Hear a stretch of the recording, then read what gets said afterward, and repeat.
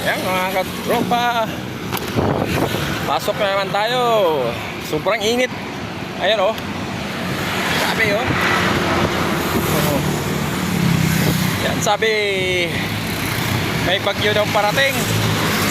Hindi ko lang alam kung totoo ba yung balita na yan. Yan sabi nga natin ay may mga fake news. Yung iba natataranta na, nababahala na kasi kagawa ng mga maling impormasyon. Diba? So mas maganda rin minsan, maganda na rin yung walang alam eh. Yung wala tayong narinig ng mga balita. Kasi once na makakarinig tayo, ma-stress tayo minsan, mapuproblema pa tayo. Ano na lang, pray tayo. Hindi mga katalagman na yan eh, or mga hindi naman maiwasan yan eh.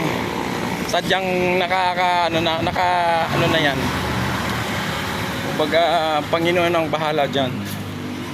So tanging ano na lang natin ay dasal. Alright, dito na tayo sa pwesto ko. Yan, happy Saturday everyone. God bless.